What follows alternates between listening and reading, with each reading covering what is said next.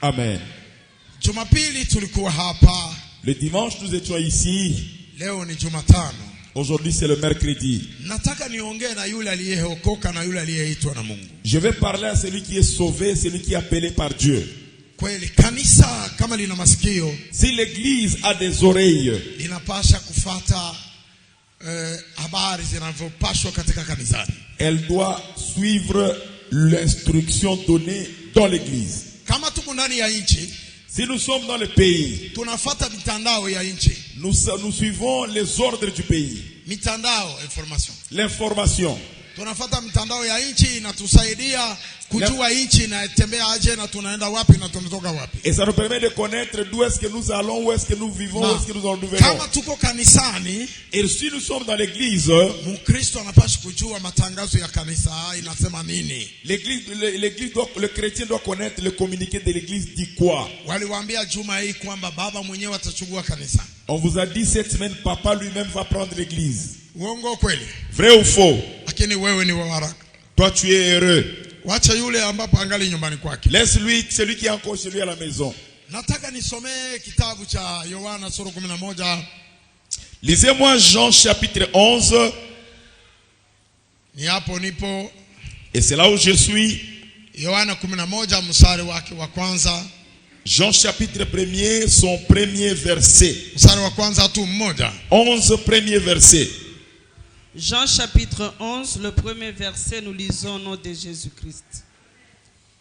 Il y avait un homme malade, Lazare de Béthanie, village de Marie et de Marthe, sa sœur. Amen. Shuka kidogo. Descendez. Mstari wa pili. 2. C'était cette Marie qui oignit de parfum le Seigneur et qui lui essuya les pieds avec ses cheveux. Et c'était son frère Lazare qui était malade. 3. Les sœurs envoyèrent dire à Jésus, Seigneur, voici celui que tu aimes est malade. Après avoir entendu cela, Jésus dit, cette maladie n'est point à la mort, mais elle est pour la gloire de Dieu, Amen. Afin que le... Amen. Amen. Amen. Amen. Nisomee na wewe mstari wa kwanza na wa pili. Lisez aussi en Swahili, premier et deuxième verset. Na wa tatu inasema nini? Et le troisième. Nasoma Yohane 11 mstari wa kwanza katika jina la Yesu. Amen. Na mtu mmoja alikuwa na ugonjwa, jina lake Lazaro wa Betania, muji wa Maria na ndugu zake mke Marata. 2. Ndiye Maria yule aliyempaka Bwana na marasi, na alipangusa miguu yake na nyole zake. Yeye yule ndugu yake Lazaro alikuwa na ugonjwa. 3. Basi ndugu zake wake walituma mjumbe kwake wakisema, Bwana, tazama yeye unayempenda ana ugonjwa. 4. Basi sema amen. Amen. Sema amen bien. Amen. Ninasikia Biblia inaongea katika kitabu cha Yohana. J'entends la Bible qui parle dans les livres de Jean. Inaongea habari. La Bible parle habari tatu. De 3 messages. Inaanza na habari za sadaka. Elle commence par le message d'offrande. Kazi mtu aliyoifanya. Le travail que quelqu'un a fait. Asema yule mtu ambapo alikuja kwa Yesu na mafuta ya ratili, akamwangia, akamuosha Yesu na akampangusa na nywele ya kichwa yake. Ndiyo huyu ndugu yake amegonjwa. Cette personne qui a oigné les pieds de Jésus avec son parfum, c'est celle-ci dont son frère est malade. Hapo mjumbe aliyotuma naye akakuja anasema, le messager est arrivé, il a dit, Seigneur, yule unayempendaka sana, c'est lui que tu aimes tant, ni yule anagonjwa. C'est celui qui est malade. Mtu anasema amen. Amen. Kishina yangu nasema, mon thème dit, kukumbuka yale uliyoyafanya. C'est rappeler de ce que tu as fait. Amen. Amen. Kukumbuka yale uliyoyafanya. C'est rappeler choses que tu as faites. Katika maisha yako, ta vie, umekwisha fanya nini? qu'est-ce que tu as déjà fait?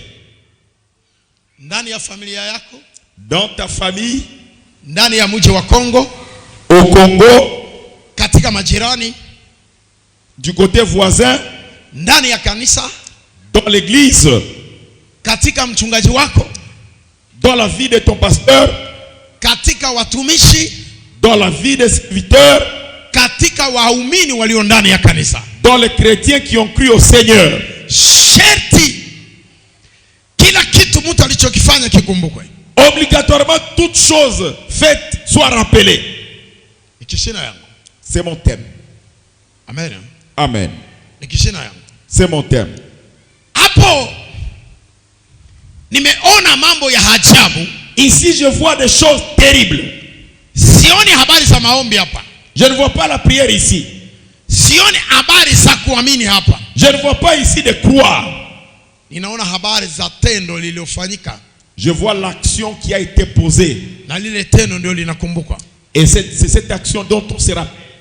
Dada, Ma soeur, ndugu yangu, mon frère, ninakwambia maneno yote mtu anayofanya yanakumbukwa. je te dis, tout ce que l'homme fait, on se rappelle toujours. Ukafanya mambo mabaya, Si tu fais le mal, yatakumbukwa. on va se rappeler. Ukafanya mazuri, Si tu fais le bien, yatakumbukwa. on va se rappeler. Katika mabaya, Dans le mal, yakikumbukwa, si on se rappelle du mal, ni kukuletea majibu ya mabaya. c'est de donner la réponse du mal. Katika mazuri, Dans le bien, yakikumbukwa, si l'on se rappelle, ni kukuletea wokovu katika maisha yako. c'est apporter le salut dans ta vie. Utaja sema amen. Amen. Matendo mazuri yanaleta wokovu. Les bons actes amènent le salut.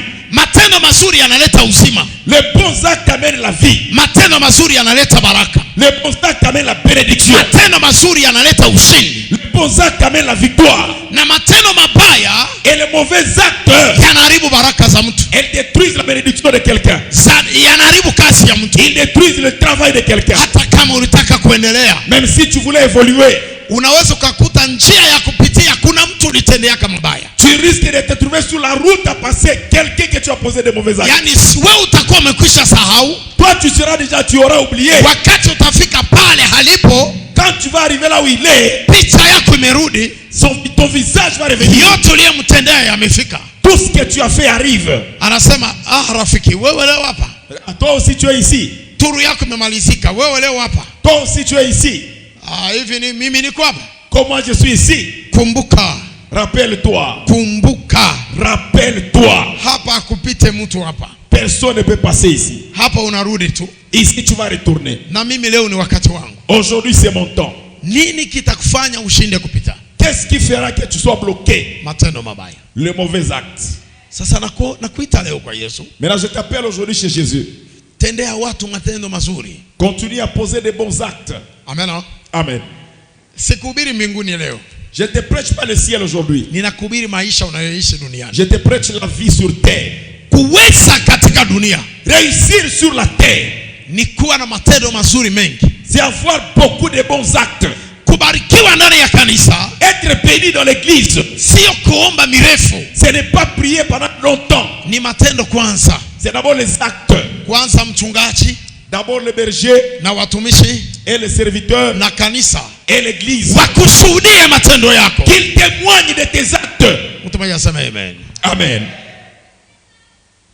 Inajua huyu mtu Maria Je sais que cette femme de Marie na ndugu yake Martha et son frère Marthe na Lazaro et Lazare, walikuwa wote watatu watu wa familia moja. ils étaient tous trois d'une même famille.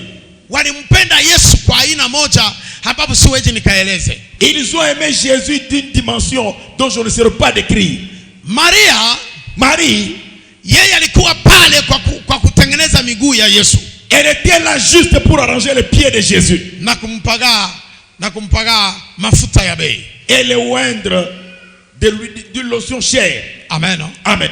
Martha, yeye alikuwa pale kwa sababu ya kuchunga maisha ya Kristo. Elle était là pour garder la vie du Christ. Kumpa chakula, kumpa maji ya kuoga. Donner la nourriture, l'eau pour le bain. Amen.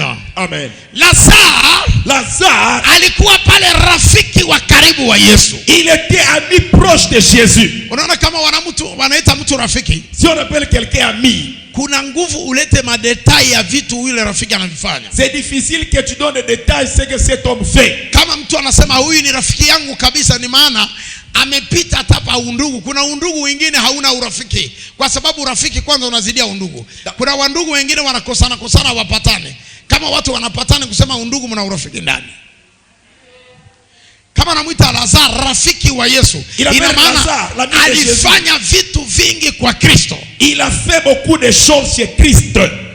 Kama kuna kuwa urafiki, s'il y a l'amitié, kuna kuwa masiri ile watu wengine waweze wakaijui. il y a des secrets que personne ne peut connaître. Yesu alikuwa na siri ya Lazare. Jésus avait le secret de Lazare. Et Lazare alikuwa na siri ya Yesu. Et Lazare avait le secret de Jésus. Kulikuwa mambo ambapo ilikuwa ya uketo sana.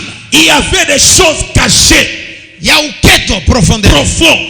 Kulikuwa mambo ya uketo ambapo yalikuwa upande wa Yesu yenye Lazaro alijua watu wote wajui. Il y avait des choses profondes que Lazare connaissait, mais tout le monde ne connaissait. Ni maana rafiki hawezi kutrahiri rafiki yake. C'est là où l'ami ne peut pas trahir l'autre ami. Mtu mmoja asema amen. Amen. Sasa hawa watu, ces gens, siku rafiki aligonjwa, les jours que l'ami est tombé malade, sikia nikwambie, écoutez-moi bien, siku rafiki aligonjwa, les jours que l'ami est tombé malade, hawakumwendea Yesu kama mtumishi. ils ne sont pas allés vers Jésus comme serviteurs. Hawakumwendea Yesu kama jibu.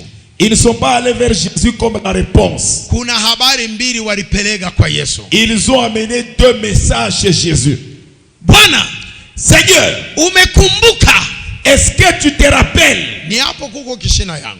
Et c'est là où il y a mon thème. Umekumbuka? Est-ce que tu te rappelles? Yule dada aliyekumwagia mafuta, la sœur qui a oigné l'huile sur tes pieds, na akakupanguza nywele yake na miguu, elle a essuyé par ses pieds par yule alikuwa analia kwenye miguu yako, celle qui pleurait sur tes pieds, ndiyo yule ndugu yake Lazare amegonjwa. c'est celui dont son frère Lazare est malade.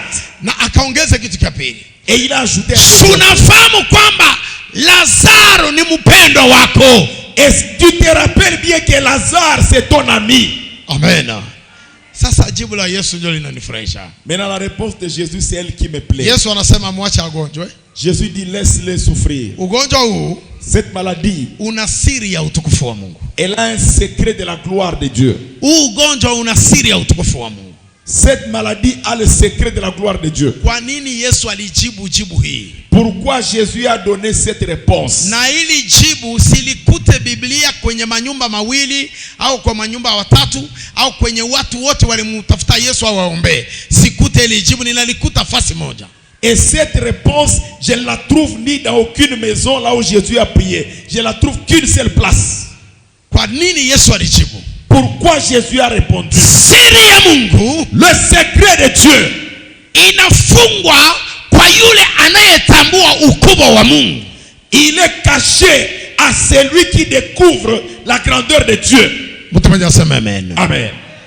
Siri ya Mungu, le secret de Dieu, inawekwa, il est placé kwa yule anatambua ukubwa wa Mungu, à celui qui sait connaître la grandeur de Dieu. Amen. Amen. Na niongee niache.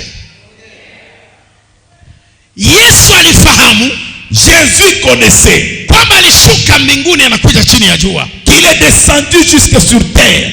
Hana nyumba, il n'a ni maison, hana ndugu, il n'a ni frère, hana franga, il n'a ni argent ya kusema atapangia nyumba, pour dire non il va louer une maison. Hana ndugu wa kumpokea, il n'a personne pour le recevoir. Hana na franga ya kuuza chakula. Il n'a pas l'argent pour acheter l'argent, la nourriture. Huyu mtu maintenant cet homme njo aliona heshima ya Kristo. Il a vu le respect de Christ. Akafanya nyumba yake restaurant ya Yesu. Il a fait de sa maison le restaurant de Jésus. Na huyo mwanamke akabeba maisha yake akampa Yesu. Et cette femme a pris sa vie, elle a donné à Jésus. Akabeba parfum ya bei akampa Yesu. Elle a pris le parfum qui coûte cher, elle a donné à Jésus. Akasabote maisha yake, akavaloriza Yesu mbitu binene. Elle a valorisé Jésus en dévalorisant sa vie. Alitambua, aliona siri ilikuwa connaissait le secret qui était dans Jésus. Ni maana Yesu anasema magonjwa haya, C'est là où Jésus dit cette maladie, inakuwa na siri ya Mungu ndani. elle a un secret de Dieu en interne. Amen. Amen. Amen. Inakuwa na siri ya Mungu ndani. Elle a un secret de Dieu en interne. Kwa nini Yesu alisema? Pourquoi Jésus parle ainsi? Maana kuna andiko moja Yesu anasema hivi. Parce qu'il y a une écriture où Jésus dit, Nendeni allez, mahali wanawapokea, partout on va vous recevoir. ni hapo mtabariki. Et c'est là où vous allez bénir. Mahali mtakula, Là où vous allez manger. ni hapo mtabariki. Et c'est là où vous allez bénir. Siri za Mungu Le secret de Dieu, zinatokana katika matendo mazuri unayofanya. elle vient dans de bons actes que tu poses. Wakati unatoa, Lorsque tu offres, wakati unafanya vitu vinene, lorsque tu fais de grandes choses, unajijengea siri. tu te construis un secret. Kuna siku moja ile siri itafunguka, Il y a un jour que ce secret va exploser. italeta uzima katika maisha Ça yako. va créer la vie dans ta vie. Utasema amen. Amen.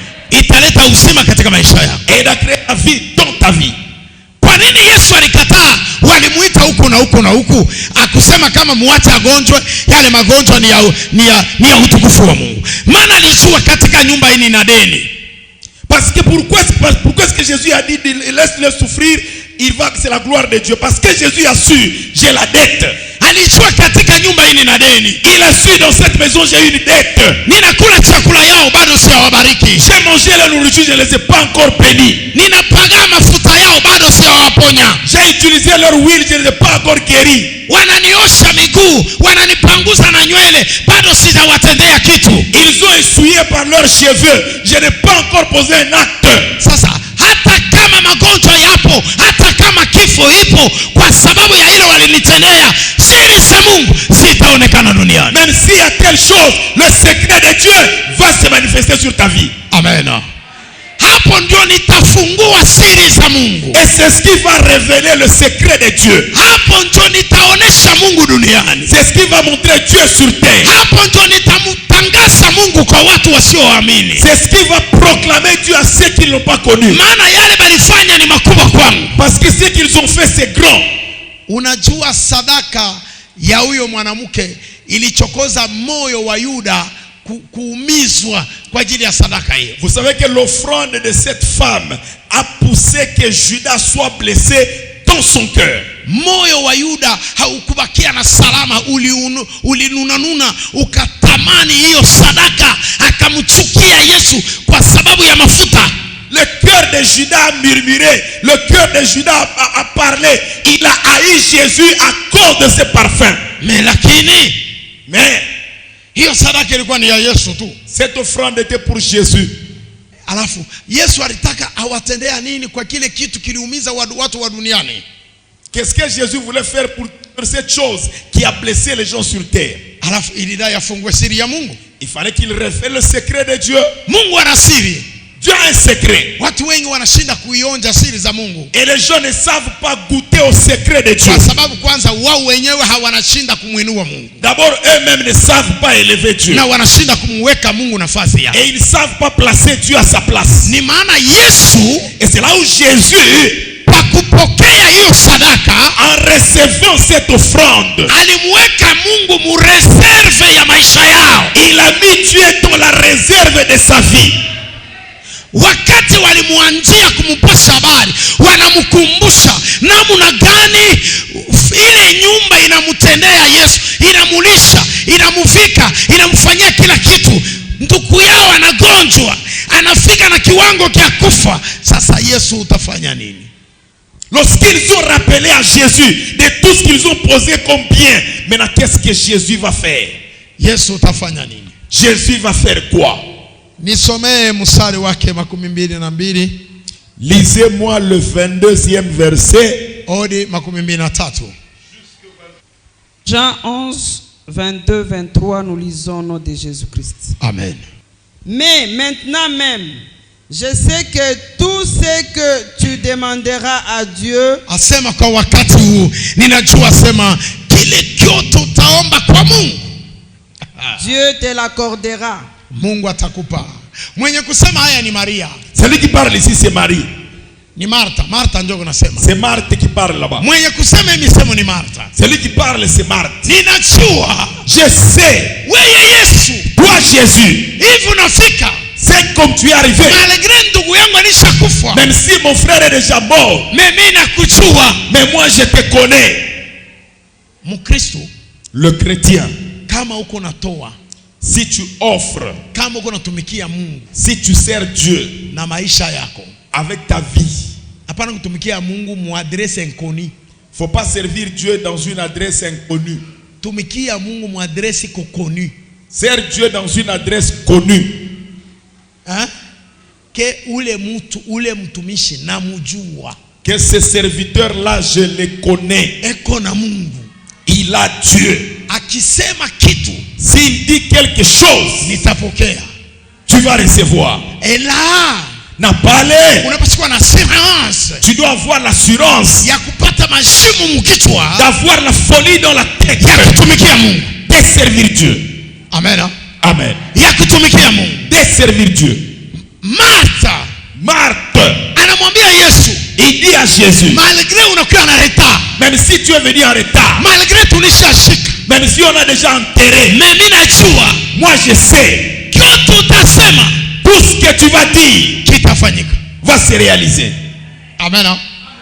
Malgré balilia, même s'ils ont pleuré, malgré bali perdre, même s'ils ont perdu, mais espoir ilikuwa, mais il y avait l'espoir. Kama Yesu anakanyanga, si Jésus piétine, hatupoteshe kitu, nous n'allons rien perdre. Kama Yesu asikanyange, si Jésus ne vient pas, hapa tunapotesha, là nous allons perdre. Mais na hivi anafika, comme il est arrivé, hatuyapotesha, nous n'avons pas encore perdu. Lazaro hayakufa, Lazare n'est pas encore mort. Hatuyabakia banamuke kwa banamuke, nous ne sommes pas seulement des femmes restantes. Présence ya Yesu, la présence de Jésus, garçon wetu tuko naye, notre garçon est présent. Amen. Yesu na yeye kule kunakuya, et Jésus quand il vient, nilibeba parfum ya benyewe, j'ai pris le parfum d'autrui, nilikula bukari bwa benyewe, j'ai mangé la nourriture d'autrui. Anabaambia wa mitume avant afike, il dit aux disciples avant qu'il n'arrive, avant atoke kule alikuwa, avant qu'il quitte là où il était, twende tukamulamushe Lazare, allons réveiller Lazare.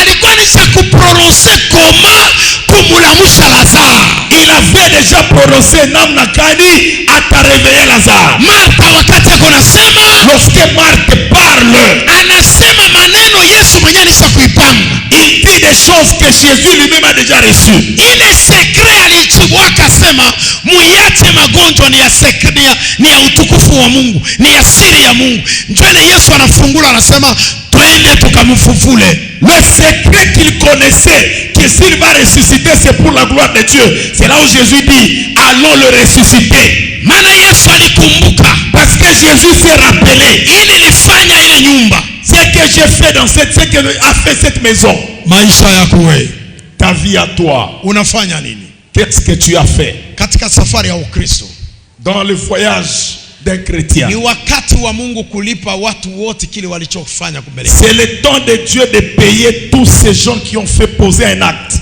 Kama ulifanya tendo nzuri kwenye madhabahu hii, si tu as fait un bel acte pour cette chair, Mungu ni tayari kulipa kila mtu. Dieu est prêt à payer tout le monde. Kama ulifanya tendo nzuri kwenye mtumishi wa Mungu, si tu as fait un bel acte pour l'homme de Dieu, ninakwambia sasa Mungu atakulipa kile kitendo ulifanya. Je te dis, Dieu va te payer pour l'acte posé. Sasa angalia katika kichwa yako unafanya nini? Maintenant regarde dans ta tête, qu'est-ce que tu as fait? Maisha yako unafanya nini? Ta vie, qu'est-ce que tu as fait?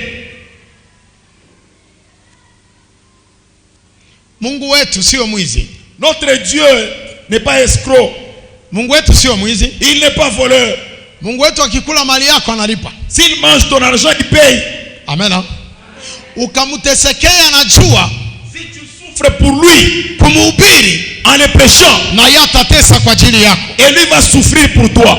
Ukapigwa kwa ajili ya injili, si tu es frappé pour l'évangile, na yeye atapiga maadui zako. Et lui va frapper tes ennemis. Sasa nakuambia nini unachokifanya? Maintenant je te dis, qu'est-ce que tu es en train de faire katika maisha yako, dans ta vie? Jiulize, pose-toi la question. Mbele ya Mungu, devant Dieu, kuna nini Mungu atakulipa? Qu'est-ce que Dieu va te payer? Mungu atakumbuka nini yako? Dieu va se rappeler rappeler de quoi pour toi? Amen. Amen. Kukumbuka yale uliyoyafanya. Se rappeler de ce que tu as fait. Amen. Amen.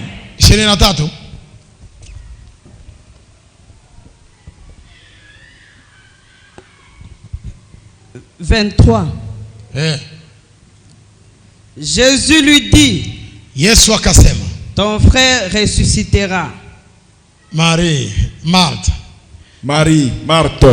ndugu yako yuko nafufuka. Ton frère va ressusciter. Yesu anamwambia wazi. Jésus leur dit ouvertement. Yesu anamwambia wazi. Jésus leur dit ouvertement. Marthe, ndugu yako yuko nafufuka. Ton frère va ressusciter. Eko nafufuka. Il va ressusciter. Amen. Amen. Kuko bitu binakokotaka miujiza. Il y a des choses qui attirent le miracle. Kama tuko naomba maombi mingi, si nous prions beaucoup de prières, mais tukue na réserve ya matendo mingi. Ayons aussi la réserve de beaucoup d'actions. Kuko siku matendo itakulombea kwa Mungu. Il y a un jour que les actes posés vont prier pour toi.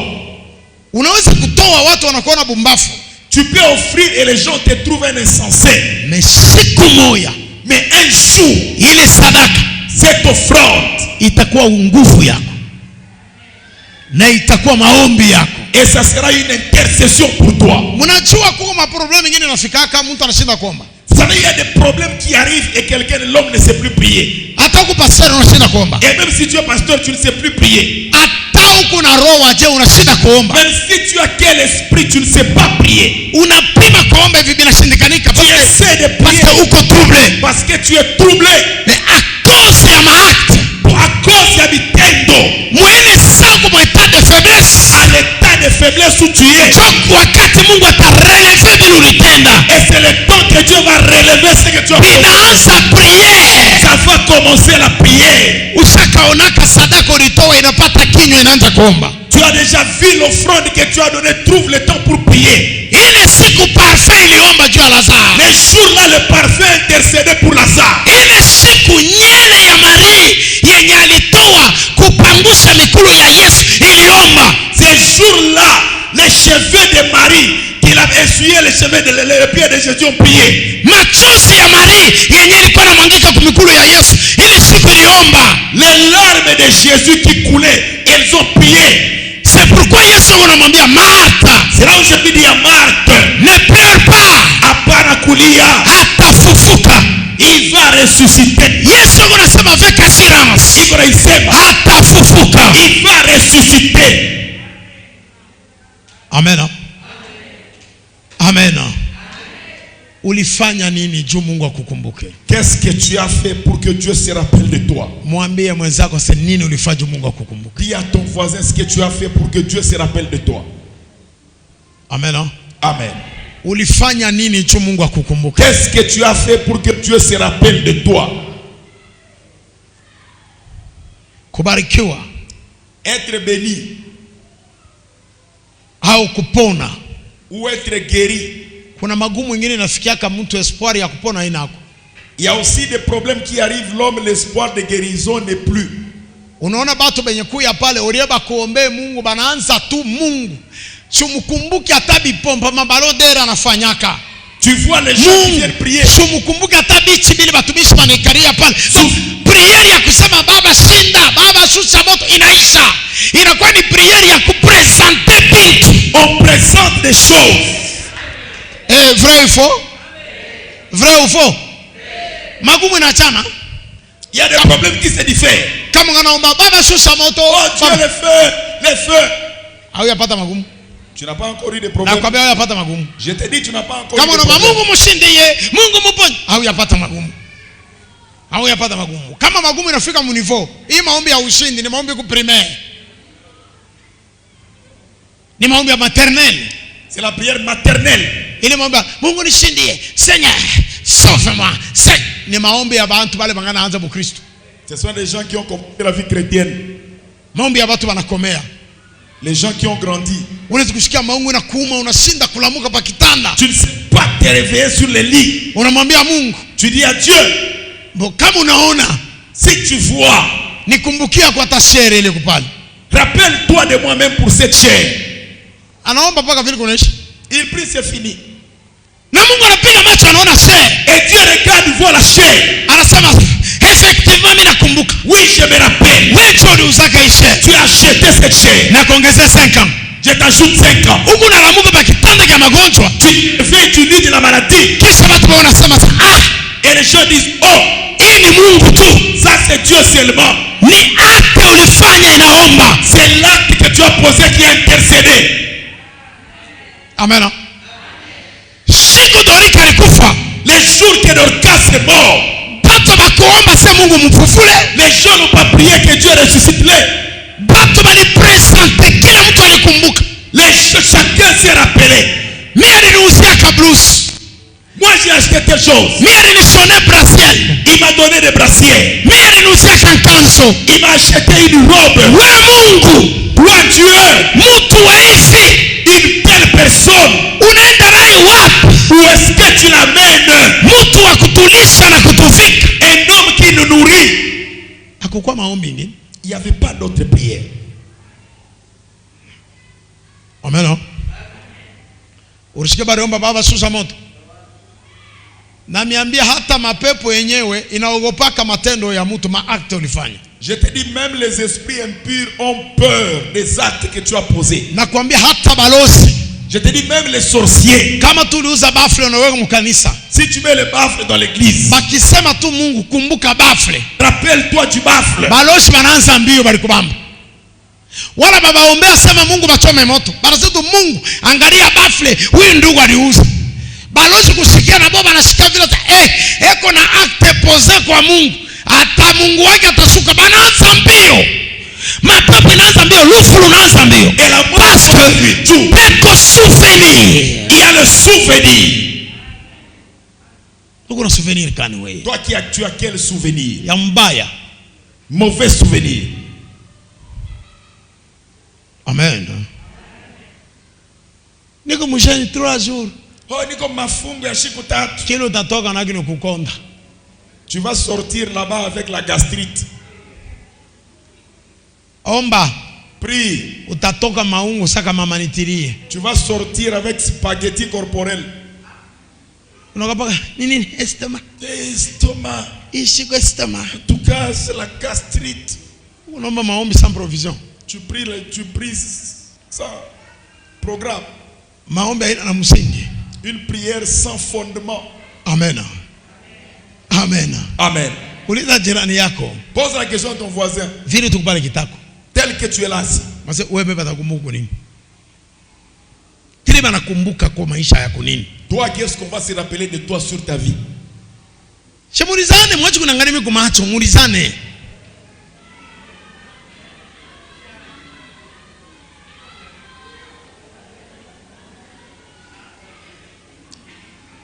Kukazi ya Mungu ni kuibulula. Kuimba kwenye ni mafieri tu. Tabia alibisha. Kama tabia yake Je vais laisser. kasi kama nalukula Mungu. Mungu mimi si yako wakufa utakufa. Wewe mimi nitakutase Mungu huwa huyu. Parce que ana na acte posé. Il n'y a pas des actes posés. Amen. Mumaisha Dans ta vie, kanisa hivi kwa hapa. l'église telle qu'elle est là, Unapaswa kuwa na kitu kimoja na kuombe yako. tu dois avoir quelque chose qui intercède pour toi. Unauza hata pia ya mikro Tu unaweka. achètes même un pied de micro, tu places. Kila siku unaiona. Chaque jour, tu le vois. Ukashinda kuomba. Si tu ne sais pas, Unamwambia Mungu ase pia ya mikro yangu mkanisa. mon pied de micro est dans l'église. Uniponeshe papier ya mikro. Guéris-moi sur le pied de micro que j'ai donné. Wewe, Toi, specialiste mkushirikia Mungu. Mimi naomba, mimi nachinda Mungu ajenibariki. Moi, j'ai Na biatu prié. shuache. Wewe kama unaacha bato kanisa la Mungu linakufa. et si toi tu laisses l'église de Dieu tombe, Bado kama sasa wokovu tutaingia shebote. quand toi tu crois que tout on va entrer dans le salut, Il faut mpunguke juu tuende bien avion ni kiloko. il faut que vous soyez en nombre réduit. Joto kikaba mingi mtapatia pilote kurudia 2, 3 fois, 4 fois kusoma watu. Kama unapunguka ni safari moto huu tunaenda. Si nous sommes peu nombreux, un seul voyage où nous partons. Amen. Amen. Amen. Nani ataniujisha billet yake? Qui va me vendre son billet? Hein? Nani ataniujisha billet yake? Qui va me vendre son billet? Cameraman ndio ataniujisha. Cameraman va me vendre vers enfer. Amen. Amen. Katika maisha ya Kikristo, dans la vie chrétienne, Bukristo, la vie chrétienne ni matendo. Ce sont des actes. Ndio maana unasikia Mungu, c'est là où tu entends Dieu. Anasema, il dit, mumpende Mungu, aime Dieu na mpendane, et aimez-vous les uns les autres. Kuko shule nitafundisha kishina kimo mapendo. Un jour je vais enseigner un thème intitulé l'amour. Parce que ni bitu Mungu anasema mapendo mais atuyai maana yake. C'est que nous disons l'amour, nous ne connaissons pas les sens. Mpende Mungu na mpendane. Aimez Dieu puis aimez-vous les uns les autres. Kitu gani kinaonyesha sema tunapendana? Qu'est-ce qui montre que nous nous aimons? Mapendo haina wimbo. L'amour ce n'est pas le nombre. Mapendo ni wimbo. Est-ce que c'est le chant? Haina wimbo. Ce n'est pas le chant. Et tout comme Bukristo haina mwimbo. Tout comme la vie chrétienne, ce n'est pas aussi un chant. Mapendo ni bitendo. L'amour, ce sont des actes. Amen. Amen. Amen. Matendo, mapendo, à vrai sens, c'est offrir. L'amour, dans le vrai sens, ni kutoa. Kama uyatoa, si tu n'as pas encore offert, hauyakuwa na mapendo. Tu n'as jamais eu d'amour. Natafuta ni défendre thèse yangu. Je vais défendre ma thèse. Amen. Kwa maana Mungu alipenda ulimwengu, car Dieu a tant aimé le monde. Kisha après kilionyesha Mungu anapenda ulimwengu, alifanya nini? Mena kama Mungu aliimbaka tose napenda ulimwengu bila kutoa, tungelisema Mungu alipenda ulimwengu? Donc kitu gani kiko na confirmer que Mungu alitupenda? Qu'est-ce qui confirme que Dieu nous a aimés? Tasema Mungu alitupenda, alitutowea mwana wake wa pekee, alikuwa kutufia sisi, atukomboe katika utumwa wa shetani. C'est là nous voyons l'amour de Dieu envers les hommes sur terre. Amen. Alors wewe toi aussi, mapendo yako, ton amour, tutaiona kumilomo, nous le verrons aux lèvres, kuncheko, les souris, au kumasolo, ou des dialogues insensés. Amen. Amen. Mapendo, l'amour ni kutoa, c'est offrir. Kama unasikia frère hayaoa, si on t'apprend le frère n'est pas encore marié, na fille hayaolewa, et la fille n'est pas encore mariée, bana kuyaka na phrase moja tu. Abakuyaki asema, ils ne viennent pas que Oriente simama. L'Orient tiens-toi. Na ikala una mtoto. Abakuyaki asema, Oriente, mimi nako, moi je te prends en mariage. Chutamona sema majimu no? Hein? Bon, waba yako wakati na mama major. Mama Ina, mimi nako, moi je te prends en mariage. Chutasa niko bibi yako. Je suis ta femme à moi. Ulinioa wapi? Tu m'as pris en mariage où? Je mimi nakwambia sana kuoa hapa. Je te prends en mariage. Aseme wewe kichwa chako kina. Maintenant tu comprendre bien. Pour que tu comprennes bien. Mama Ina, je t'aime. Nakupenda. Unaona?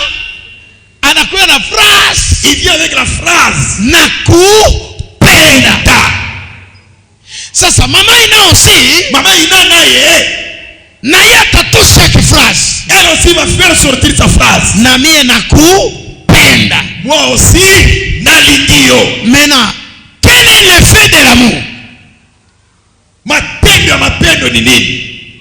Ni mama Ina akaambia kubatu. Mama Ina va dire aux gens, je ne suis pas encore libre. Sina tena libre. Na kwa Bwana wa tele kalonji. na kuwa la femme de tel Kalonji, na kuwa bibi wa tele Ngoi, na kuwa l'épouse de tel Fulani. pale kunasema non, je ne suis pas encore libre, je suis maintenant occupé. Occupé. Ana confirmer mapendo kena kwa bibi yake. Même si tu dis ma fiancée, non, c'est déjà na kwa bibi yake, Na kuwa son épouse. c'est ça qui montre que alipenda na anafanya nini, anajitoa. Okay, garçon na yeye alipenda na yeye anajitoa kwa nani, kwa fille. Mais dans l'église, si tu aimes Jésus, kama unapenda Yesu, qu'est-ce que tu fais? utafanya nini? Il faut te sacrifier. Unapasha kujitoa. Tumika saa utakufa leo, kesho utaishi. Tu vas travailler comme tu meurs aujourd'hui, demain il n'y a plus de vie. Sema amen. Amen. Tumika tu jimalize juu ya Yesu. Mimi leo utakufa, utasanga kesho unalamuka ufa. Bongo kweli? Sasa Yesu pa kuangalia sana, no. Huyu bwana kama anaanza kutumia kazi yangu anakufuaka. Mais hapa leo anataka kufa sasa. Là il veut mourir maintenant. Hata kufa, mimi nakumbuka vile anatumika. Moi je me rappelle de ce qu'il fait. Njoo anakurudishia uzima na kupatia. Il te retourne la vie maintenant. Amen. Amen. Tunaimba tu. Nous chantons seulement. Oh Mungu. Oh Dieu. Oh niko Mkristo. Oh je suis chrétien. Oh mimi naamini. Oh j'ai cru. Est-ce que unajua valeur ya Mkristo? Est-ce que tu connais la valeur de la vie chrétienne? Unajua bei ya Mkristo? Est-ce que tu connais la valeur de la vie chrétienne? Pour que ujiite Mkristo unajua bei? Pour que tu t'identifies chrétien, tu connais le prix. Montant ile balipeleka juu no jina Mkristo ipatikane. Le montant qu'on a donné pour que le nom chrétien existe. Bei. Le prix. Bei ya Mkristo.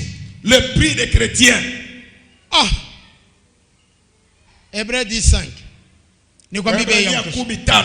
Nikwambie bei ya Mkristo. Je vais te donner le prix d'un chrétien. Unajiita tu Mkristo babule tu. Oh niko Mkristo. Niko Mkristo. Nini nasema sasa, nilisema nakubali kuamini Yesu na Mwokozi. Kuna hicho mumilomo. Shimizai. Hébreux 10:5, nous lisons au nom de Jésus-Christ. Amen.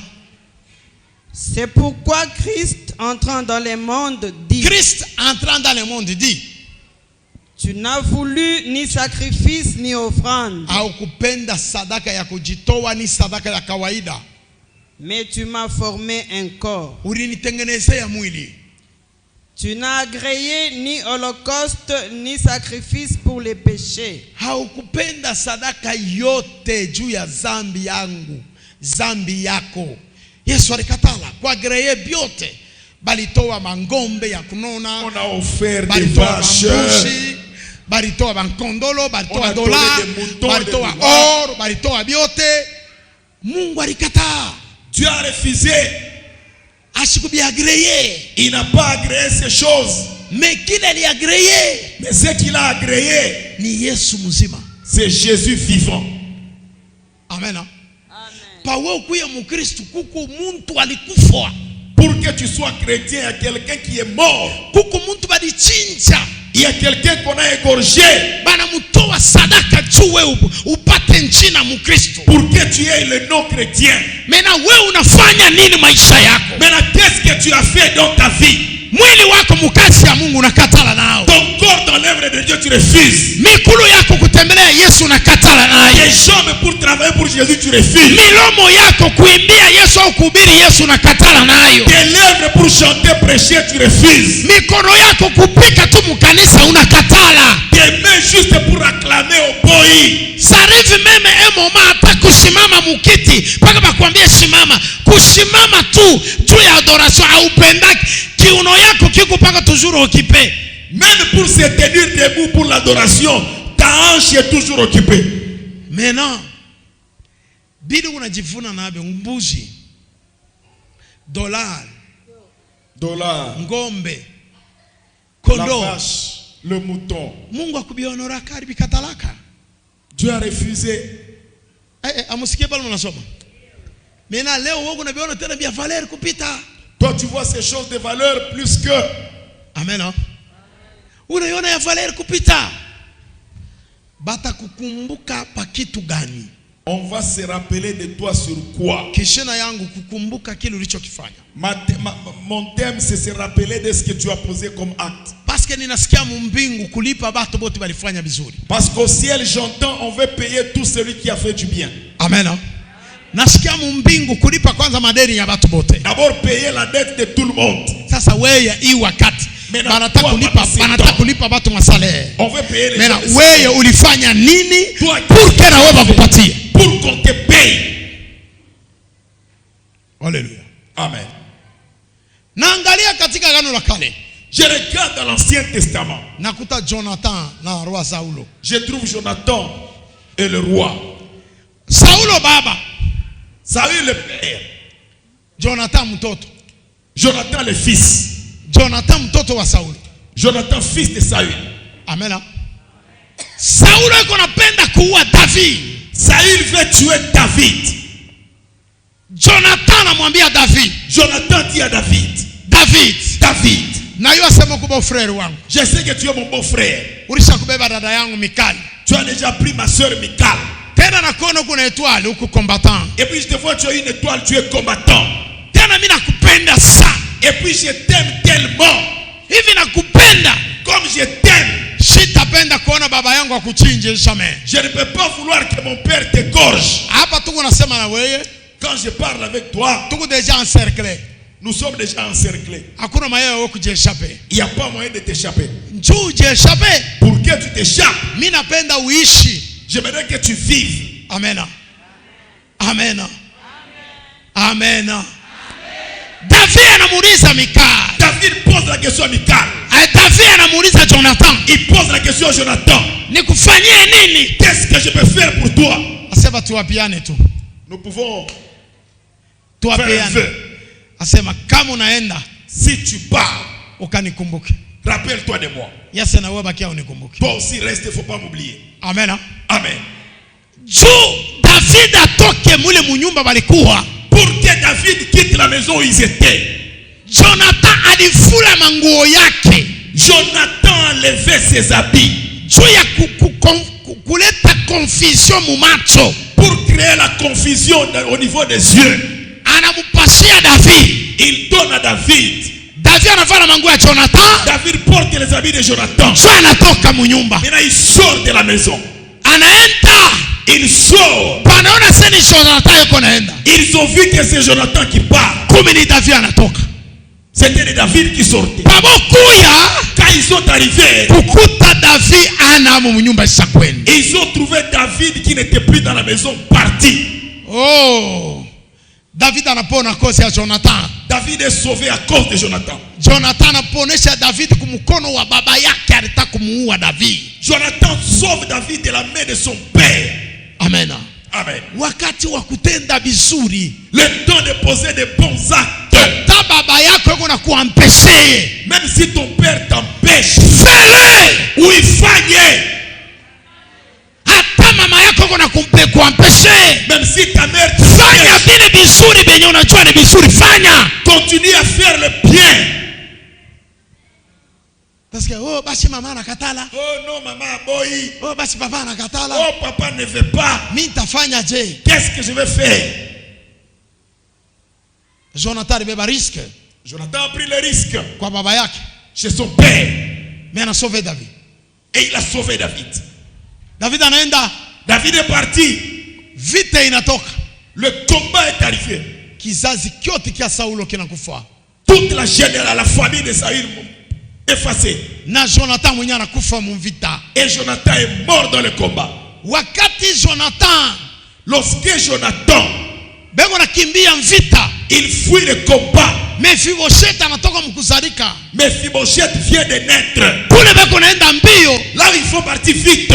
Jonathan anakufa. Jonathan est mort. Mama yake Mephibosheth, la mère de Mephibosheth, anaanguka na Mephibosheth. Elle est tombée avec Mephibosheth. Mikulu yote mbili inafunjika. Les jambes de Mephibosheth perclues. Ule njoo alibakia mu nyumba ya Jonathan. C'est le seul qui est resté dans la maison de Jonathan. Kiwete wa mikulu ya kufunjika mu vita. Infirme, handicapé. Murenye ya David. Dans le règne de David. Wakati anakuwa roi. Lorsqu'il devient roi. Siku moja. Un jour, Jonathan amurudia mkichwa, anaanza kukumbuka vile balimutoshaka. Jonathan se rappelle comment est-ce qu'il est sorti. David anaita Ziba, David appelle Ziba. kunyumba ya Saulo, Dans la maison de Saül, bote balikufa, tout le monde est mort. hakukubakia hata moya. Même pas quelqu'un qui est resté. Asekukupaka kiwete Mefibosheta. Il n'y a que l'handicapé Mephibosheth. Aseko wapi? Il est où? Asekulodibar. À Lodebar. Kule Kulodibar kule. À Lodebar là-bas. Ilikuwa ni pubeli ya kutupa babipofu na batu bote kule batupa kule baikale kule. C'était la poubelle pour jeter les aveugles et tout le monde. David anasema hapana. Hapana, nakumbuka. Je me rappelle Baba yake Jonathan bitendo alinitendeaka. le bien que son père Jonathan a posé sur moi. Alisauve bushima yangu. Il a sauvé ma vie. Wewe unisha kusauve nani mukanisa humu? Toi, tu as sauvé qui dans cette église? Mukazi ya Mungu na sauve nani? Dans l'œuvre de Dieu, tu as sauvé qui? Mwenye kuwa mudifikulte, Qui est dans la difficulté mwenye kutaka kufa, et qui veut mourir. mwenye kuangaika. Celui qui souffre. Una sauve nani? Qui as-tu sauvé Tu Mungu akulipe leo. pour que Dieu te paye aujourd'hui? Daudi alifunja loi David a détruit la loi ya Wahebreu des Hébreux a cause ya matendo mzuri. à cause des bons actes. Viwete alikuwa anaingiaga mu maison royale. Les invalides ne pouvaient pas entrer dans la maison royale. Alituma batu banaenda kubeba Mefibosheth Kulodibar. Il a envoyé que les gens prennent Mephibosheth à Lodebar. Mefibosheth anajikuta mu meza ya Daudi, Il se retrouve dans la maison du roi. mu maison royale. La maison du roi. Daudi anabeba mali yote na bulongo bote na mfranga yote na manyumba yote, anamurudishia kiwete. Il a donné à A l'handicapé cause ya akte baba yake alitendaka. à cause de l'acte que son père a posé. We baba yako kumugini yenu sharifani makrime. Toi, dans votre village, ton père a commis des crimes terribles. Ile makrime alifanya sibaranza kumufinga baba yako na kizazi chake kyote na we chuku ndani. Et toi, tu es à l'intérieur parce qu'il y avait des malédictions et toute ta famille. Kumukini yenu shuku na histoire mubaya ya bitendo ya baba yako. Dans votre village, il n'y a que des mauvais actes, des actes de ton père. Sasa na we unakuya humu mu Lubumbashi. Et toi, tu viens ici à Lubumbashi. Oh, liye ushange comportement. Au lieu que tu changes de comportement, Unavala tena comportement ya baba yako. tu portes encore le comportement de ton père. Huku natafuta Mungu akulokote. Et tu veux que tu te ramasses. Atakulokota je? Il va te ramasser comment? Supime kushange historia ya familia yenu. Essaye de changer l'histoire de ta famille. Kama baba yako alikuwa mtu mbaya, Si ton père était un mauvais, pima kujiresate. Pima kujirasete. efforce-toi de changer. Pima Essaye weye kujikomboa. que tu te rachètes. Amen. Amen. Kama mama yako apokea kibatu, Si ton père, il n'est pas hospitalier, wewe na wewe kumkweli unaenda na wewe haupendi kupokea batu, et toi dans le mariage, tu manques l'hospitalité, Mungu atakubariki je? Dieu va te bénir comment? Amen. Inataka kuchanger? Tu dois changer. Changer Change matendo. les actes. Kuku wakati inalipaka. Il y a un temps où il y a Ulichokifanya Mungu atakupa. ce que tu as fait, Dieu va te donner. Kukumbuka kile ulichokifanya. Rappelle-toi de ce que tu as fait. Niko na conclure message yangu J'ai conclu mon message na mtu moja yeko mu danger ya kufa. avec quelqu'un qui est dans un danger de mort. Esther chapitre 6 verset 1. Esther cita mstari wa kwanza.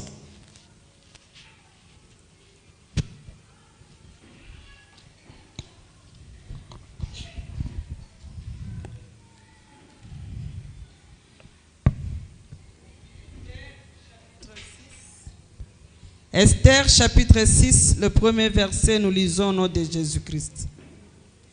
Cette nuit-là, le roi ne put pas dormir et il se fit apporter le livre des annales, les chroniques. On les lut devant le roi et l'on trouva écrit ce que Mardoché avait révélé au sujet des Bigtans et des Terek, les deux eunuques du roi, gardes du seuil, qui avaient voulu porter la main sur le roi Assuérus. Cette nuit-là, le roi ne put pas dormir.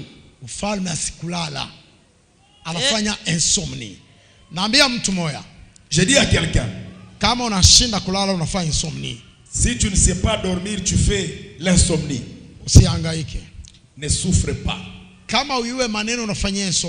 Si tu ne sais pas pourquoi tu ne dors pas, dors. Quand tu auras le sommeil, tu auras un message. Et ce message, si tu l'obtiens, écris et viens voir le berger.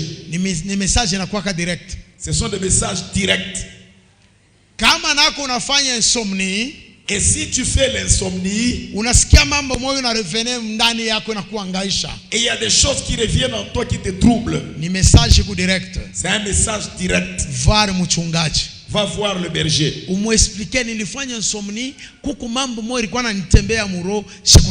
Il y a telle chose qui circulait dans mon cœur, je ne suis pas dormi. Lisez. Et il se fit apporter le livre des annales, les chroniques. On les lut devant le roi. Et l'on trouva écrit ce que Mardoché avait révélé au sujet de Bigtan. On a trouvé une place. C'est écrit Mardoché. C'est lui qui a dévoilé le secret. Les jours qu'on a complété pour la mort du roi Assuérus.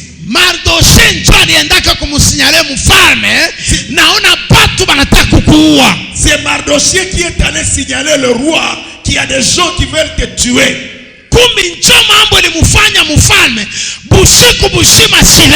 C'est une chose qui a fait que le roi qu'il passe toute une nuit sans dormir. Qu'est-ce qui a fait qu'il manque le sommeil? Parce que le matin, on va pendre Mardoché. Amen. Tu vas mourir, tu ne vas pas mourir. Tu ne vas pas mourir. Si tu lis au chapitre 5, Esther, le verset 14, Esther 14, tu vas trouver Aman. Comment est-ce qu'il prépare la pendaison de Mardoché? Lisez. Zeresh, sa femme, et tous ses amis lui dirent qu'on prépare un bois haut de 50 coudées. Et demain matin, demande au roi qu'on y pende Mardoché.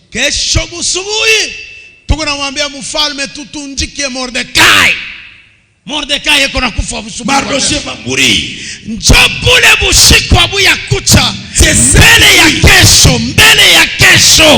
Avant le lendemain, la nuit précédant la journée, le roi n'a pas su dormir. Il manque la paix. Quelqu'un qui a offert quelque chose, il ne peut pas mourir sans que Dieu ne plaide. Il ne peut pas mourir sans que Dieu ne se réveille. Il ne peut pas mourir sans que Dieu ne réponde. Qu'est-ce que tu as fait devant Dieu? Amen. Ulikuta bego na komplote juu ya mchungaji wako. Eske ulienda kumwambia mchungaji sasa nilikuta tele bego na komplote juu yako au ulikala kimya? Est-ce que tu as trouvé des gens en train de comploter? Est-ce que tu es allé dire au berger, j'ai trouvé des gens en train de parler en mal pour toi? Il y a des gens en train de comploter. Ah, je ne veux pas de problème. Moi je suis neutre. Je ne veux pas de problème. Maintenant si on te tue, on les tue, qu'est-ce que tu auras? Et toi tu es dans la complicité. Tu es à l'intérieur. Ce que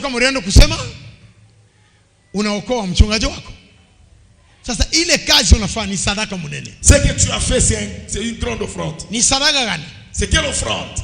Unatoa maisha yako mu danger envers bale baratakuwa mchungaji. Donc unechikia bakubebe miari parce que on a dévoilé.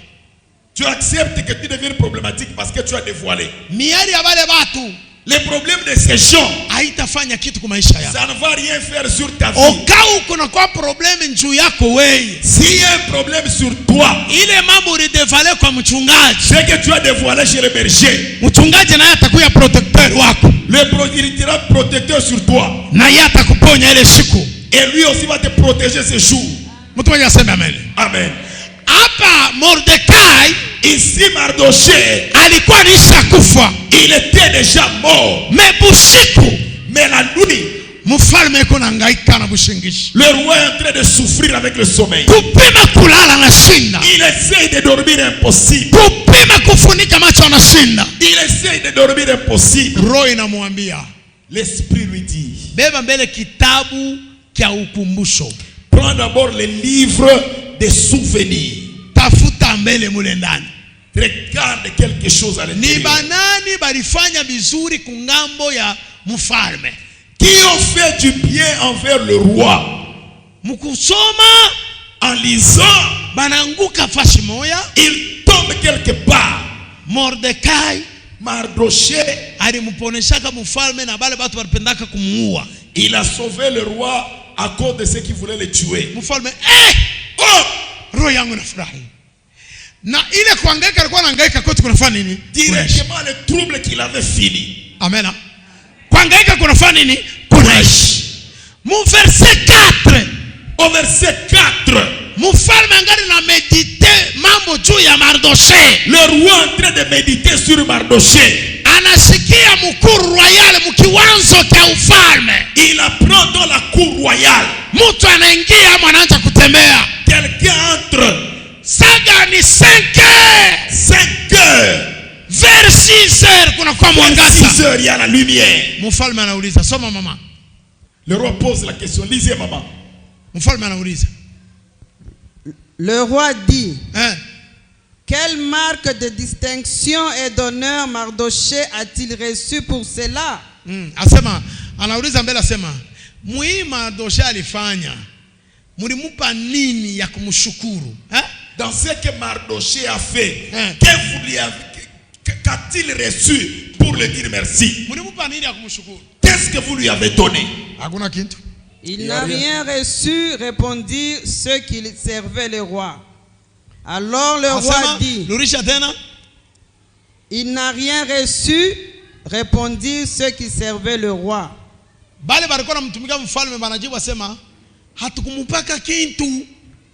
Amen.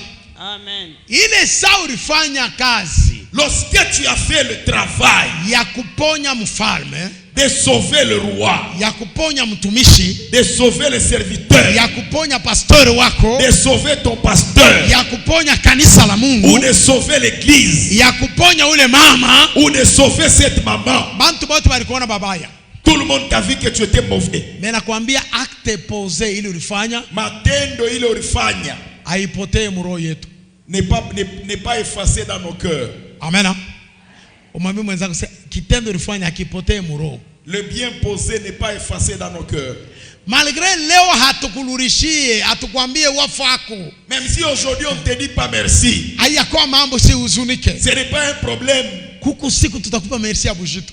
Un jour on va te donner la réponse. Mfalme anasema, Mardoché mulimupa nini? Qu'avez-vous donné à Mardoché? Mordekai mulimupa nini? Qu'est-ce que vous lui avez donné? Hasa tukumupa kitu.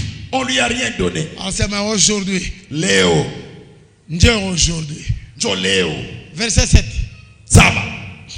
7.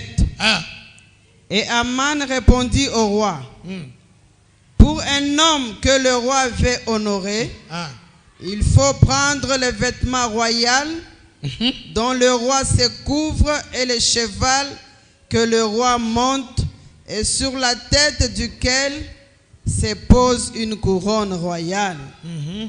Remettre les vêtements et le cheval à l'un des principaux chefs du roi, puis revêtir l'homme que le roi veut honorer, le promener à cheval à travers la place de la ville et crier devant lui. C'est ainsi que... verset 4. 4. Alors le roi dit, qui est dans la cour?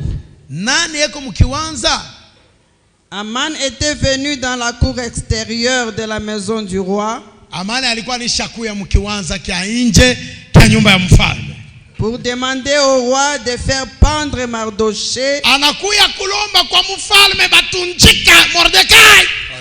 au bois qu'il avait préparé pour lui. Le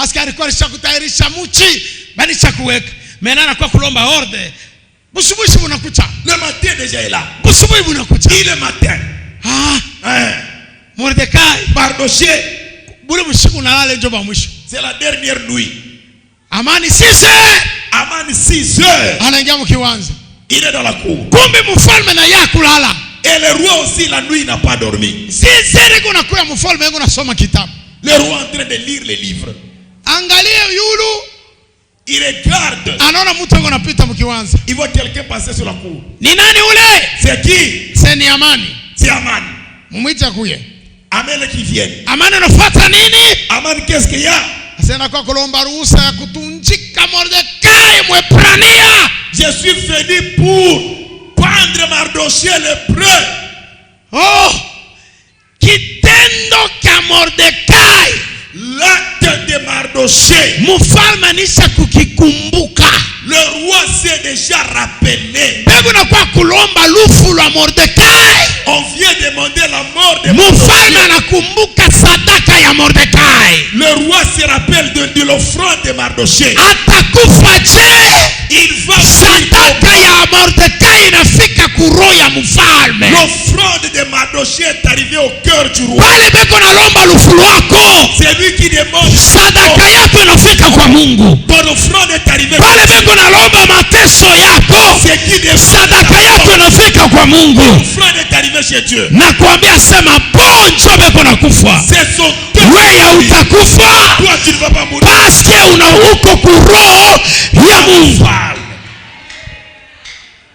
Amen. Amen. Unata mumiso. Voyez même dans l'église. Unaweza kunapigana na mtu mmoja mkanisa. Kumbe kukuroho ya mchungaji.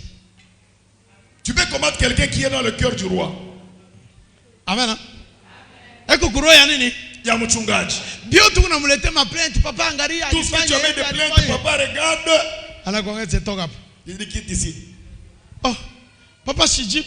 Papa ne répond pas. Tajibu je eko kuroho yangu. Je vais répondre comment il est dans mon cœur. Eko kuroho. Il est dans mon cœur. Nakumbuka bila alinifanyia no. Je me rappelle de ce qu'il a fait. Sasa unataka nifanye? Tu veux que je fasse quoi? Ile complot ile yenye Mordekai alidevale. Si Amani njoo alifanyaka ile complot na wale watu. Sasa pale unaniletea raporo huyu eko kuroho yangu alishanisaidia wewe makomplot ngapi unanifanyia nikusikie maraporo yako ya combien de complots que tu fais? Toka hapa Quitte ici.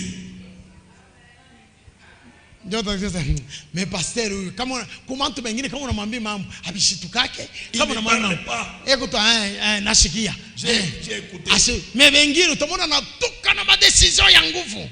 Shebeko kuroho yangu. Ils sont dans mon cœur. Eko kuroho yangu.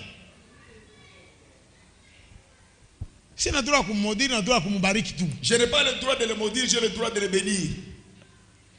Hata ulamuka tele de Mateo nakuya kwangu na kuambia utarudia na mikulu yako na mvumbi paka vile. Parce que ule mtu unatembelea heko kuroho yangu. Il est dans mon cœur cet homme. Amani. Amani. Hayua sema Mardoché hapa iko deja kuroho ya mfalme. Il ne sait pas que Mardoché est dans le cœur du roi. Heko nakuwa kumulomba mfalme amube Mardoché amtunjika. Ule Mardoché kuroho ya nani? Ya mfalme. Hata panda pamuchi jamais. Il ne montera jamais pour être pendu. Yeko na lomba lufu. Lui demande la mort. Mfalme haya mujibu. Et le roi répond. Anamposer question. Il pose la question. Aman. Aman. Fili wenjo mkubwa. Maintenant on a préféré hii wakati kuku posta moya kuwaji. Il y a un poste qui est vide. Ni unapenda kupandisha mtu moya mu royaume yangu. Je vais élever quelqu'un dans mon royaume. Aanze kudécider pa place yangu parce que mimi nachoka. Parce que je suis fatigué. Amana muroya kanadia. Aman dit wa. Ni mimi njo ntapanda. C'est moi qui vais monter. Parce que mimi njo pembeni ya mfalme. Je suis à côté du roi. Uko pembeni ya pasteur. Tu es à côté du pasteur. Matendo yako kuje vis-à-vis na pasteur. Tes actes sont comment vis-à-vis du pasteur? Uko pembeni ya pasteur. Tu es à côté du pasteur. Unamwazia kanini pasteur? Qu'est-ce que tu penses pour le pasteur? Ule kombani na pasteur. Celui qui est loin du pasteur. Eko na murumia pasteur. Il a pitié du pasteur. Anamuprotéger pasteur. Il protège. Mais wewe uko pembeni yake. Mais toi qui es à ses côtés. Huku nadai atapa sasa kufe. Tu veux même qu'il meure à cette heure. Elevation yako inako. Ton élévation zéro. Ule kombani. Celui qui est loin. Njo atakuwa élevé. Celui qui sera élevé. Amen. Amen. Amen. Amen. Verset 7. Ça va. 7. Et Aman répondit au roi. Pour un homme que le roi veut honorer, ule muntu we mfalme unapenda kumheshimia. Il faut prendre le vêtement royal inadai kubeba manguo ya kifalme dont le roi se couvre, kubebele manguo kumvalisha, et le cheval que le roi monte, na kubebele manguo ile yenyewe ile mpunda mfalme anapandaka na yeye apande hapo, et sur la tête duquel se pose une couronne royale. Kukichwa ile taji ile mfalme anafalaga ya kifalme kumvalisha ule muntu. Remettre les vêtements et le cheval à l'un des principaux chefs du roi. Kumvalisha manguo ya autorité wa kwanza wa pembeni ya mfalme. Puis revêtir l'homme que le roi veut honorer. Na manguo ya mulefu. Le promener à cheval à travers la place de la ville. Na kumubeba eko yule ya cheval njo muende na tembea mu barabara bantu bote banamona mnamtangaza na mafanfare. Et crier devant lui. Na mafanfare munasema anastahili kubakia pembeni ya roi. C'est ainsi que l'on fait à l'homme que le roi veut honorer. Njo vile tutafanya kwa ule muntu we mfalme unapenda. Peko demande pameza ya kuua Mordekai. Kisha kuna kwa demande ya pili ya elevation ya mtu. Amen. Mbula hoyo Nzambe akoeleve mtu moka au na église. Amen. Amen. Amen. Soma. Lisez. Le roi dit à Aman. Mfalme anamwambia Aman. Prends tout de suite les vêtements et le cheval. Beba bile biote unasema na mpunda. Comme tu l'as dit. Paka vile unasema. Et fais ainsi pour Mardoché. Est-ce qu'il y a quelqu'un qui peut acclamer? Alléluia. Alléluia. Amen. Beba bile biote ulisema. Prends tout ce que tu as dit. Anabeba anakuya na mfalme bebe. Asema wende mvarishe Mordekai. Va le faire pour Mardoché. Sasa umuchi. Maintenant cet arbre qui est resté. Amen. Cimetière inabakia wazi. Le cimetière est vide. Propriétaire wa cimetière. Le propriétaire du cimetière. Anapanda mbele mascalier. Il monte encore. Maintenant qui va entrer dans le cimetière? Nani ataingia mu cimetière? Cimetière yako itabakia wazi. Le cimetière va rester vide. Hii message ni ya mtu moja. Amen. Cimetière ile bado kuchimbia itabakia wazi. Wewe wakati Mungu na kuchunga kwenda kukushika, ndio wakati Mungu na yeye kuna kueleve. Amen. Amen. Ulifanya kitu gani? Qu'est-ce que tu as fait? Joba kubariki. Pour qu'on te bénisse. Kukumbuka yale mtu alifanya. Se rappeler de ce que quelqu'un a fait. Loi ilikuwa ishakuwa signée. La loi était déjà signée. Na mfalme alisinyaka. Et le roi a signé. Parce que ni juu ya temps. Ni una sote. Mfalme alisigné ile loi ya kuua bahebreu bote. Non, bahebreu bote faut bakufwe. Or Esther mwenyewe kuna ni hébreu. Esther, sa femme, elle est aussi hébreu. Mais roi n'a signé. Le roi a signé. Busiku, la nuit, Mungu anashuka. Dieu descend. Anampatia insomnie. Anakumbuka bahebreu ndio balimusauve. Loi pa meza ya kuwa bahebreu. Sadaka na yo pa meza. Amen. Entre l'offrande na loi utakobeiri nini? Sadaka. L'offrande. L'offrande il a détruit la loi. L'offrande détruit la loi. Je voulais parler à quelqu'un. Même si Dieu instaure la loi, hata kama Mungu anaweka sheria qui dit que muntu wote wa zambi hata ingia kumbingu, inasema tout homme de péché n'entrera pas au ciel. Si tu as sauvé serviteur de Dieu, tu entreras au ciel. Kama ulisauve mtumishi wa Mungu, vers mbinguni. Nirushe tena. Okay. Hata loi inaandikwa basema batu wote bazama bataingia kumbingu. Mewe kama ulifanyaka kitu kimoya kiliponyesha kanisa ya Mungu, kenye kiliokoa watumishi ya Mungu, na kuambia unaenda kumbingu.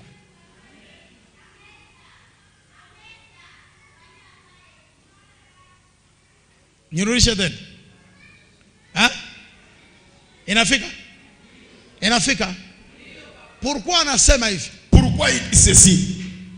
Hata kopo ya maji, même le gobelet d'eau yenye unayopatia aliyo wangu, que tu donnes à celui qui est bien, haitapita bure, ne passera pas inaperçu. Ule tapana kopo ya maji ni nani? Qui va donner le gobelet d'eau? Natafuta nikupe jibu direct. Je vais donner la réponse directement. Bakristo, les chrétiens, bana négliger ba serviteur. Ils négligent les serviteurs. Corbeau. Congo. Corbeau. Corbeau. Anakuya na mkate anapatia Eli. Il vient avec le pain, il donne à Eli. Est-ce que Dieu va condamner le corbeau là? Toi tu crois que Dieu va condamner le corbeau? Kama banamwanjika corbeau anaparaître mu Bible ke corbeau ndio alimulishaka Eli mkate anapata nguvu. Maana yake nini?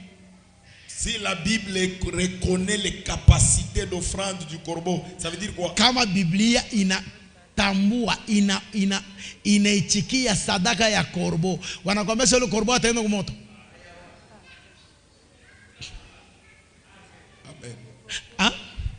Kama Biblia inaandika sema kunguru akamulisha Elia na Elia akapata nguvu kwa kuokoa Yerusalemu. Bila ile kunguru Elia angelifika mlima Horeb angelikufa pale.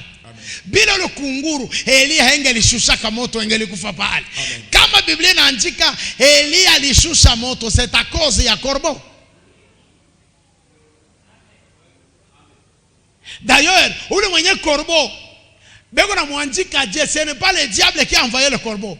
La Bible dit clairement Dieu a envoyé corbeau.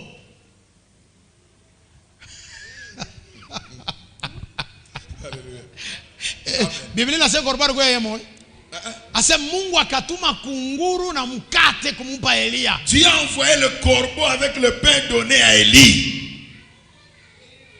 Profondeur. Profondeur. Amen. Amen. Kama unakatala Rahab alitoka je? Sima corbeau ile. Sima corbeau ile. C'est le corbeau non. Rahab est venu d'où? Ule Msamaria Mungu nasoma mu Biblia. Le bon samaritain que vous lisez dans la Bible, alikuwa anaokoka? Est-ce qu'il était sauvé? Sima corbeau ile. Ce sont des corbeaux.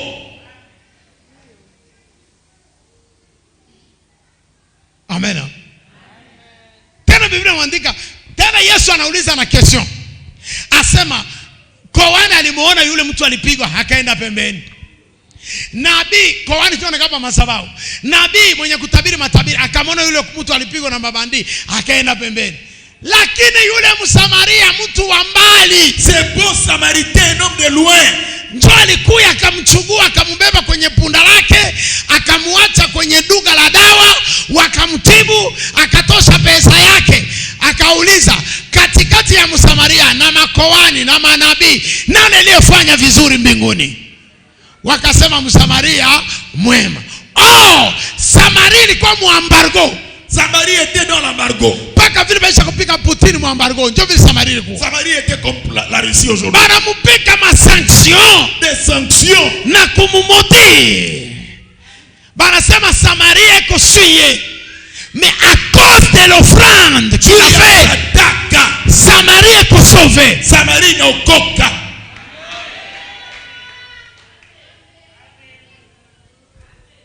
Nini kile Mungu atakukumbukia? Sur quoi Dieu va se rappeler de toi? Amen.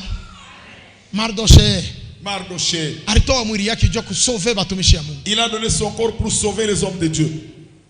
Bila Mardoché, sans Mardoché, kufunga roho kwenda kubeba risque, prendre le risque. D'ailleurs alikuwa esclave mwili pays. Il était esclave dans ce pays. Amani alikuwa autorité. Amani était autorité. Mais alienda kudevoiler secret. Il est allé dévoiler les secrets. Amen. Alibeba risque. Il a pris les risques. Mais les risques, et ces risques, il a mpatia valeur.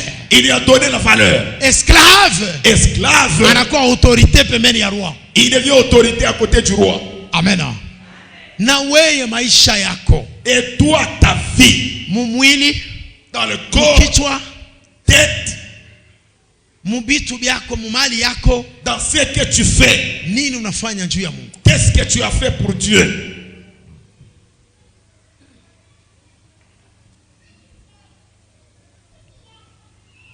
Kulipa kile ulichokifanya. Être payé pour ce que tu as fait. Kukumbukiwa kwa yale uliyoyafanya. Se rappeler de ce que tu as fait. Amen. Amen. Nikisoma ya mambo tutamaliza usiku. Si je lis ces choses, on risque de passer toute la nuit ici. Yapo mengi. C'est nombreux dans la Bible. Yapo mengi. C'est tellement abondant. Yapo mengi. C'est tellement abondant. Katika maisha yako, dans ta vie, uko mkristo wa wimbo, tu es chrétien juste de nom. Naokoka, je suis sauvé. Kazi ya Mungu inakufa, wewe unaokoka. L'œuvre de Dieu tombe, toi tu es sauvé. Kanisa ya Mungu unaharibika, wewe unaokoka. L'œuvre de Dieu détruit, toi tu es sauvé. Unaokokea wapi? Tu es sauvé où? Haliokoka chana okoa wengine. C'est Dieu qui est sauvé qui sauve les autres. Amen. Uongo kweli? Aliokoka anaokoa. Kwanza ni mzima ndio anasaidia yako wagonjwa, nesiba? Ule aliyeokoka si ndio anasaidia wale wenye kupotea. Sasa wewe kanisa ya Mungu inaharibika, kazi ya Mungu inaharibika. Vitu vya Mungu vinaharibika. Wewe unalia paka nimeokoka. Umeokokea wapi? Tu es sauvé où? Na nini kinakwambia kama umeokoka? Et qu'est-ce qui prouve que tu es sauvé? Amina. Amina. Mungu anakumbuka yote uliyoyafanya. Dieu se rappelle de tout ce que tu as posé comme acte. Kama Mardoché alitoka katika kaburi. Si Mardoché a laissé le cimetière ouvert, kwa sababu alitumikisha akili yake, parce qu'il a mis en pratique son intelligence. Kwanza kwa mtumwa kufika kwa mfalme ni risque. Arriver chez le roi c'est un risque. Batakuia munjia. On va te tuer en route. Mtumwa. Tena batumwa bakukamatwa bakuuzwa. Des gens qu'on a achetés. Haingie katika nyumba mfalme. Qui entre dans la maison du roi. Ni kifo. C'est une mort. Mordekai alitoa mwili yake. Mardoché a sacrifié son corps. Alikufa nafasi ya mfalme. Il est mort à la place du roi. Ni maana mfalme anamfufua. C'est là où le roi le ressuscite. Kwa sababu ile siku waliweka kifo yake. Parce que ce jour-là on a mis sa mort. Mfalme anasema huyu atafufuka. Celui-ci va ressusciter. Na ile kifo yake mwenye alikiandaa ndio alikufa kwa ile kifo. Et sa mort, celui qui a préparé, celui qui est parti dans cette mort. Amen. Amen. Ça veut d'autres mal qui arrivent dans le mal qui arrive dans vos vies. La haine que tu as. L'esprit de haine que tu as. C'est l'héritage de ton père. C'est l'héritage de ta mère. Si tu suis l'origine de Aman. Aman c'est le fils de Agag. Agangi ndio alipiganaka na Israeli wakati Israeli ilikuwa nakuja kutoka Misri kwenda mu terre promise. Celui qui a combattu Israël quand il s'était vers la terre promise. Est-ce que unasikia bien? Est-ce que tu m'as bien compris? Maintenant wakati balimpakala Saulo mafuta. Lorsqu'on a oué Saül, Mungu alimwambia Saulo, "Wende ukaue bale bote balikamata balifungia Israeli njia." Va tuer tous ces gens qui ont bloqué Israël. C'est là kulianza mambo ya homosexualité. Ndio kule kulianza homosexualité. Ule alianza homosexualité ni mfalme Saul. Anaenda kuona, sana anaenda kuua watu, anaenda kuona kondoo ya manyoya mirefu, akaenda kumkuta mfalme Agangi, buzuri sana mwanamke. Il était beau comme une femme. Akasema no, huyu amerite kuua. Akamwacha Agangi mzima. Mungu akamwambia, wewe Saulo, nilikwambia uwa watu wote. Unabeba Agangi na kondoo unaacha. Parmi marezo Mungu alimkataria Saulo nini? Mena ule Agangi ndio anazala Amani. Baba yake alipigana na Israeli. Amani ndio anapigana na Mordekai. Mordekai ni mpaka Israeli. Amena. Amena.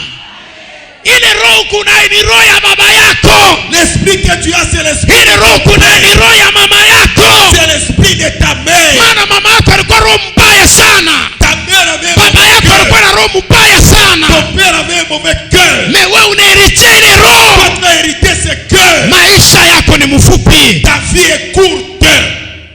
Omba Mungu akupe moyo mzuri. Prie que Dieu qui te donne un bon cœur. Katala roho ya baba yako. Refuse l'esprit de ton cœur, de ton père. Panda matendo mzuri na wewe ubarikiwe. Pose des actes bons pour que tu sois béni. Maana Mungu atakumbuka vyote Mungu alifanya. Maman, Dieu va se rappeler de tout ce que tu as fait. Mungu atakumbuka vyote Bwana ulifanya. Dieu va se rappeler de tout ce que tu as fait. Mungu hawezi kusabu kazi ya mtu. Dieu ne peut pas oublier le travail de quelqu'un. Kyote ulifanya mkanisa. Tout ce que tu as fait dans l'église. Mungu atakupa. Dieu va te donner. Kenyo ulifanya kwa mtumishi Nyembo. Ce que tu as fait à l'homme de Dieu Nyembo. Mungu atakupa. Dieu va te donner. Kenyo ulifanya kwa batumishi hapa kwa. Dieu va te donner qui sont ici. Mungu atakupa. Dieu va se rappeler. Kenyo ulifanya mkazi ya injili. Ce que tu as fait dans l'œuvre de l'évangile. Ni wakati wa Mungu kulipa kila. C'est le temps de Dieu de payer tout un chacun. Ujumbe wangu, mon message, kukumbuka yale mtu alifanya. Se rappeler de ce que l'homme a fait. Ndio ujumbe wangu. C'est ça mon message. Kama Amani alikufa, alipona. Si Aman est mort. Kama Amani alikufa. Si Aman est mort. Maana mfalme Asuero, parce que le roi Assuérus alikumbuka yale Mordekai alifanya. Il s'est rappelé de ce que Mardochée a fait. Ni ile iliua Amani akakufa. C'est ce qui a fait que Aman soit. Kama Lazaro alifufuka. Si Lazaro a ressuscité. Yesu alikumbuka. Jésus s'est rappelé. Yale Lazaro alifanya kwa maisha yake. Ce que Lazare a fait dans sa vie. Na yale familia ya Lazaro badala yake balifanya kwa Yesu. Et ce que la famille de Lazare ses sœurs ont fait pour Jésus. Kama Mephibosheta. Si Mephibosheth alichikuta na barikiwa. Il se retrouve béni. Daudi alikumbuka. David s'est rappelé. Jonathan ile alifanya kwake. Ce que Jonathan a fait dans sa vie. Kama Dorcas alifufuka. Si Dorcas est ressuscité. Kanisa ilikumbuka. L'église s'est rappelée. Yale Dorcas alikuwa anafanya. Ce que Dorcas faisait. Sasa wewe. Sasa toi. Nini basi? Quoi maintenant? Nini? Quoi? Wewe uko opposant na mubarenyo uko opposant. Toi tu es opposant. Na appel ya $10 toujours opposant. Et même l'appel de $10 opposition. Weye. Toi. Na appel ya 5000 francs paka. Sasa leo unakuwa kuloma nini? Aujourd'hui tu viens demander quoi? Sina baraka takupa. Je n'ai pas de bénédiction à te donner. Amen. Tukangalie mgonjwa kutuzuru opposant. Kwani tukangalie mgonjwa huko opposant. Mwenzako anafisha huko opposant. Mwenzako anapata magumu, wewe vyote tu ni kukatala. Sadaka hautowe. Tuletaka mwili yako twende tukaangalia benye kutesa au pendi. Kisha unakuwa nyemu nibariki, wewe nitakulaani. Amen. Amen. Kama una batu banamuna hii unaua kanisa. Si tu as des gens pareils, tu détruis l'église. Na ministère haitaenda, itakufa. Et le ministère ne va pas avancer, tu vas tomber. Bale batu ni balozi. Des gens pareils sont des sorciers. Ni balozi bego unaua kazi ya Mungu. Aba balozi bakuluka bushiku tutabaombe moto tabapika bataenda. Me aba ni balozi moto haibapikake. Wewe unaiua tu.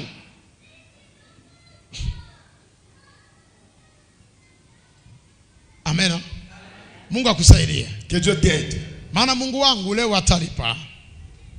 Juma hii atalipa wote ambapo walifanya kitu. Cette semaine il va payer tous ceux qui ont fait des actes merveilleux. Anakumbuka matendo yako. Il se rappelle de leurs actes. Kitu ulichokifanya. Ce que tu as fait.